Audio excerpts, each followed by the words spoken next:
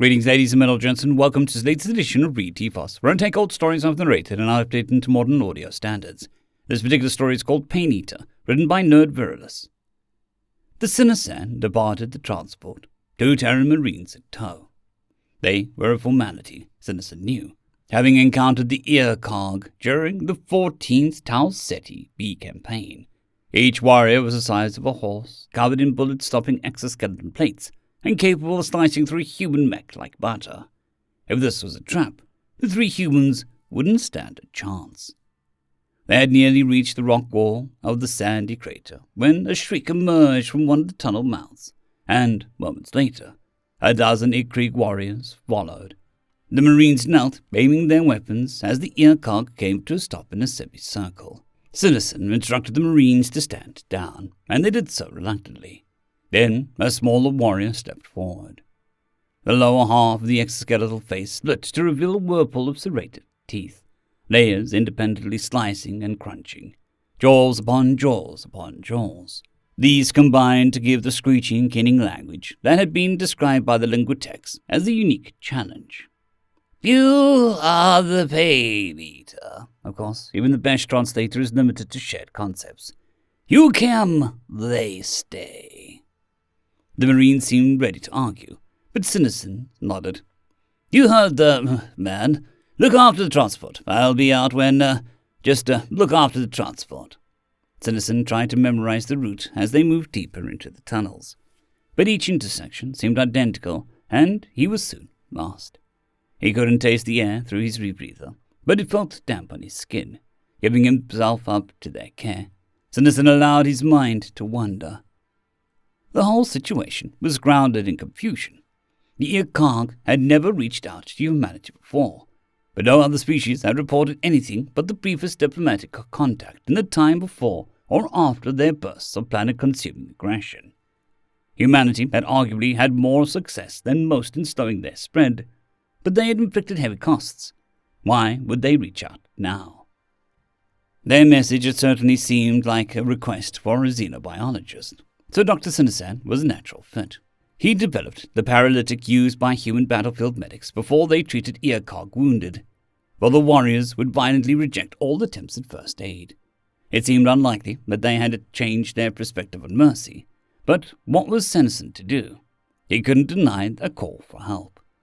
There were no exclusions for centuries-old foe species in the Oaths of Healing. During his musings, the texture of the tunnel had changed. The dirt stone was now threaded with tendrils that were unmistakably biological. The vaguely luminous strands accumulated along their winding route, fine threads merging, streams joining to flow a strengthening river, and a river flowing out into a lofty chamber, walls pulsing with tendrils that flowed in from a dozen tunnels. The Akag did not share one mind, for they were capable of autonomous thinking. Yet there had been speculation of a nexus, a place where some specialized individuals would strategize for the hive. The Overlord dies, the warrior spoke. You, Pain Eater.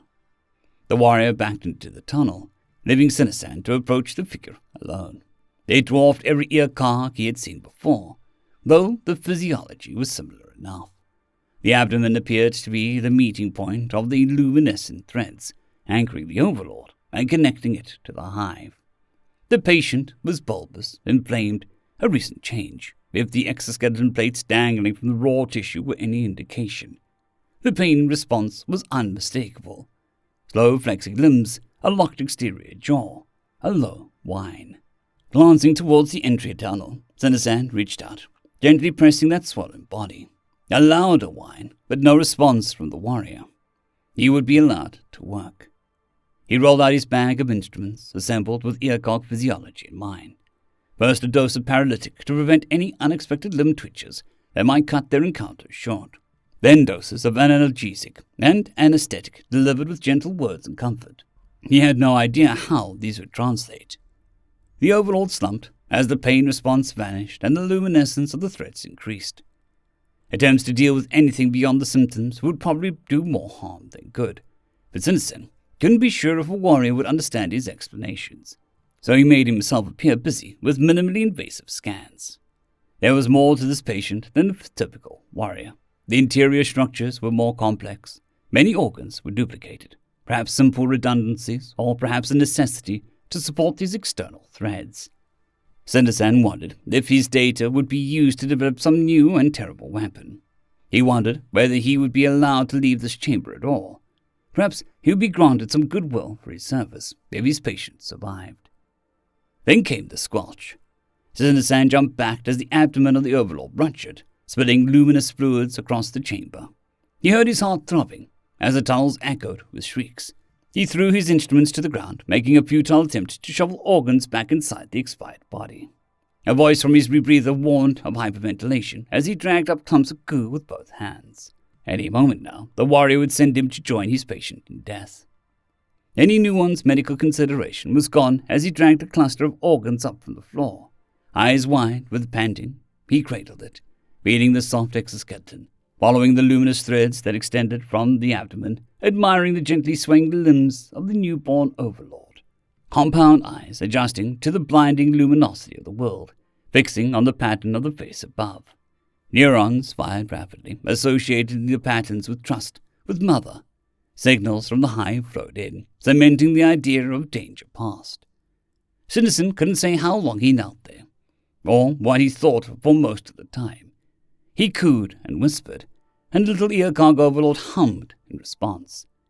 He knew he must be the first human to hear such a noise, and he made a mental note to talk to the linguitex about changing the translation to Queen. End of story. Story number 2, Proton, written by MDS_Dan. The last Proton drifted through an empty universe. It had seen the hearts of thousands of stars, tempered in the nuclear crucible of the universe's cosmic forges, flung across the light years by a roar of a supernova. It spent eons drifting amongst nebulae and cosmic wind, until the inexorable tug of gravity deposited it in a small rock, slowly growing ever larger. As the boiling ground cooled, the meteors and asteroids beat the rock with the hammer of creation. Then came the torrential rain, turning the rock into an endless ocean, until the land breached the surface once more. The central star bore down on the proto-worlds with blankets of radiation, stripping its neighbors down to their cores. Yet the world endured, even as its ice set in and receded over and over, even as its sisters shriveled and died. It endured. And so the Proton remained, when the first life forms dragged themselves from the primordial ooze and into the wider seas. Primitive as it was, it screamed to the sky and forced its world to listen, changing the very substance of its air. It changed slowly, adapting, pushing ever onward by the infinite efforts of the universe to shatter its fragile existence. The Proton remained when life first crawled out of the oceans, deprived of their layers of protection. The first was soft and vulnerable. Before long, they would find themselves hardened by the very forces that sought their destruction. Weathering storm and season, disaster and calamity, its tenacious hold on the land would not be broken.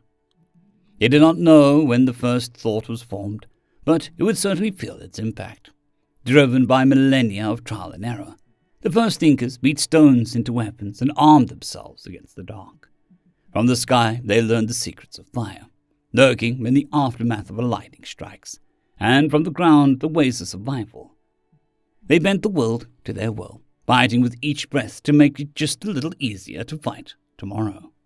The Proton saw them raise their pillars and pyramids, walls and castles and fortresses.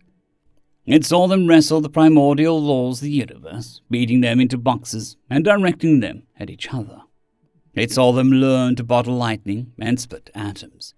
And when they finally sought to break the chains of gravity, they took it with it. Among the cosmos once more, it saw the first thinkers wander the empty void, seeking the secrets it had for so long sequestered away from them. Trials unlike any they'd faced before bore down on them from all directions, carried upon the back of things they could scarcely understand. Yet they survived. They always survived. And so, in their everlasting quest, they charted the secrets of one galaxy, then two, then dozens, hundreds and thousands, until it seemed that they may well have reality within their grasp. But time was running out. Not even the stars lived forever, and the atomic fire in the universe slowly burned down. The other thinkers dwindled and slowly died out. Entire galaxies went dark. It was inevitable that the first thinkers were the last. They carried the Proton with them, clinging to the edges of black holes as they shot through the empty void, searching for the edge of creation. The symphony of the universe had gone silent, and the cold clutch of entropy seemed determined that their voice would fall too. But the last thinkers would not be swayed. If patience was a virtue, they may well have been saints. The first lesson, embedded in their minds by the eons, forced its way to the forefront once more. That survival meant to wage war on time and win, and the thinkers had no intention of losing. The Proton was alone now. The last thinkers had left to craft their own symphony above the ruins of their cradle. The last black hole had evaporated eons ago. The iron corpses of creation withered away across the span of eternity. All that was left was the last Proton, the final speck of existence left. And then there was none. End of story. I'd greatly like to thank our Tier 5 channel members, Caspar Arnholtz, John Creighton, Manatharia, 050, Dragzoon WRE, and Elijah Silvercross. Thank you very much.